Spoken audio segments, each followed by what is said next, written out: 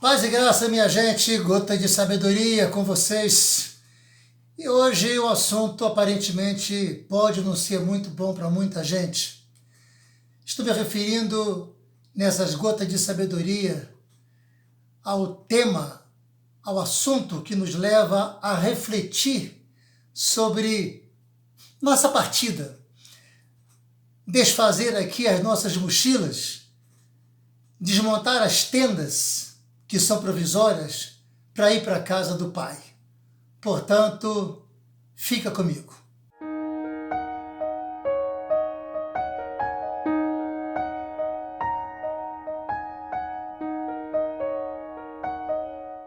O apóstolo Paulo, lá no capítulo 4, 2 Timóteo 4, de 6 a 8, ele está se referindo, aliás, é a última carta que ele escreve para o seu filho na fé, Timóteo, e ele está deixando muito claro que o tempo da sua partida é chegado. Paulo está no corredor da morte. É uma espécie de despedida essa carta. São as últimas palavras que Paulo está se dirigindo a alguém, e é a Timóteo. Ele está condenado à pena de morte, acusado por um crime que ele não cometeu.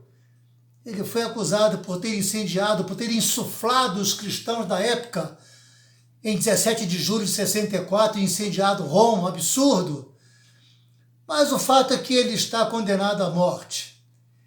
E aqui a gente observa algumas verdades que eu gostaria de compartilhar com vocês. Pelo menos 3 verdades. Ele faz uma revisão do seu passado em primeiro lugar. Ele fala, combati o bom combate. Primeiro ele fala, quanto a mim, estou sendo já oferecido como libação e o tempo da minha partida é chegado. Paulo não encara a morte como algo ruim.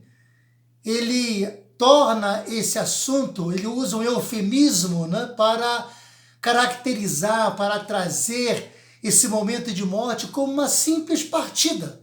Uma partida para a casa do Pai.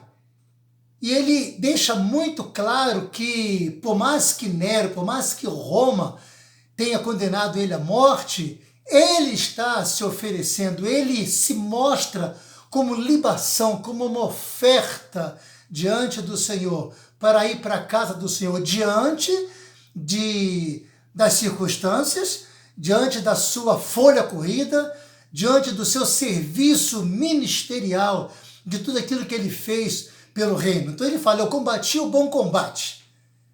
Combati o bom combate, acabei a carreira e guardei a fé. Primeiro, ele faz uma revisão introspectiva da sua caminhada. Combati o bom combate. Ele deixa claro que o combate tem que ser bom. Nem ele, nem nós podemos nos envolver com debates ou com combates que não vai enriquecer o reino de Deus. Os combates travados nesta vida, em coisas circunstanciais, ficam por aqui, a gente não vai levar. Por isso que Paulo fala, eu combati o bom combate. O bom combate é aquele que deixa dividendos para o reino de Deus. Não quer dizer que a gente seja blindado, que não tenhamos sacrifícios, que não passemos por dificuldades. Esse combate realmente nos leva a momentos muito delicados, muito difíceis. Mas, ainda que custe a própria vida, a nossa própria vida, é necessário combater o bom combate. Um combate que nos dê liberdade para fazer aquilo que é certo diante do Senhor e depois receber a coroa da justiça. Depois ele fala, completei a carreira, combati o combate, agora ele completou a carreira. Ele está falando aqui de uma revisão do passado.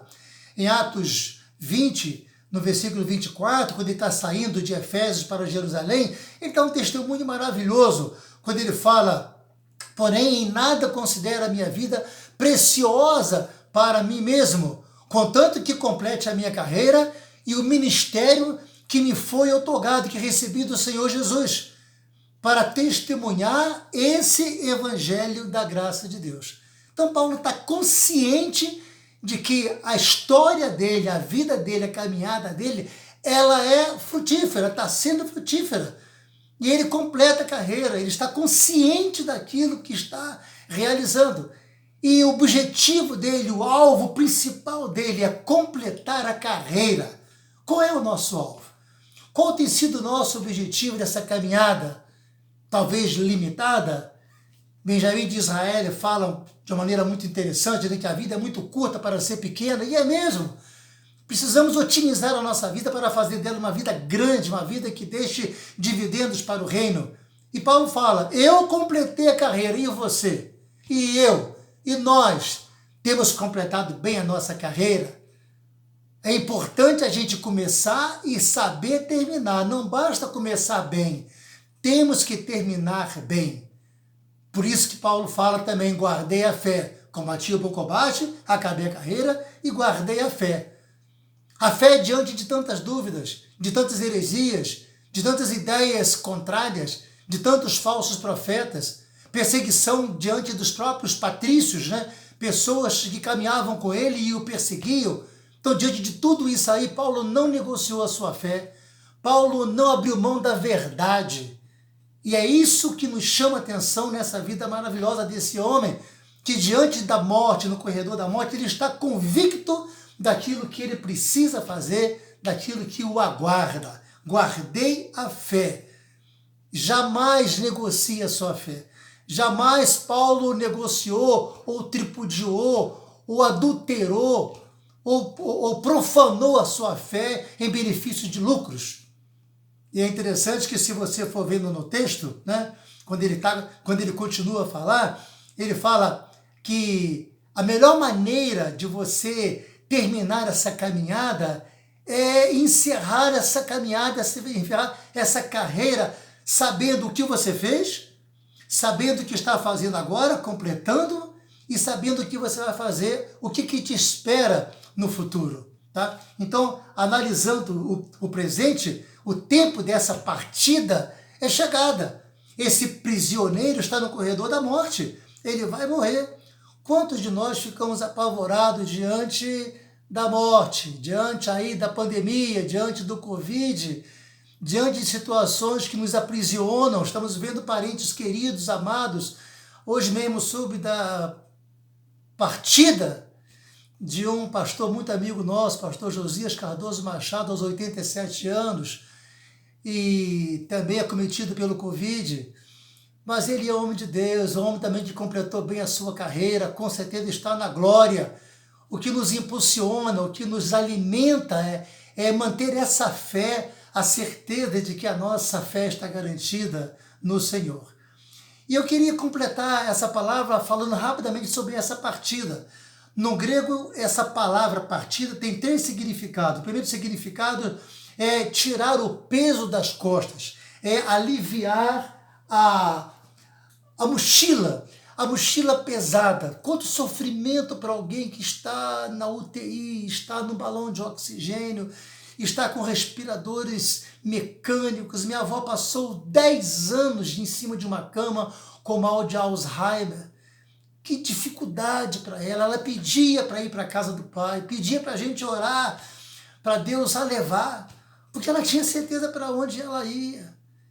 É interessante, queridos, que quando a gente, por causa de uma cultura que até avilta e contradiz a nossa fé, alguém fala para a gente, até dando os pêsames pela perda.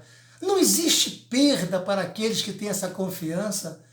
Alguém chegou para um pai que tinha acabado de enterrar o seu filho e a pessoa chegou para ele e falou: eu lamento muito porque você perdeu o seu filho. E ele falou com lágrimas nos olhos: eu não perdi meu filho. A gente perde quando a gente não sabe aonde está e com quem está. Ele falou com lágrimas nos olhos: eu sei aonde meu filho está e eu sei com quem meu filho está. Isso não é perder. Isso é a garantia de saber aonde que está aquele ente querido. Apenas houve uma transferência, uma mudança de endereço. A segunda expressão que os gregos usam para a partida é desatar um bote para atravessar um rio.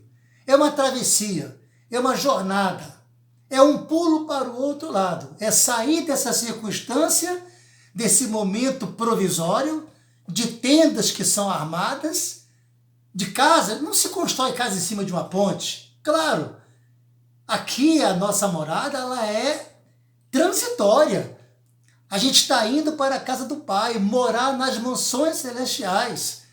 E o terceiro momento interessante desse significado da partida é afrouxar as estacas de uma barraca, desmanchar a tenda, desmanchar a barraca para mudar para o lugar definitivo. É para onde a gente vai morar.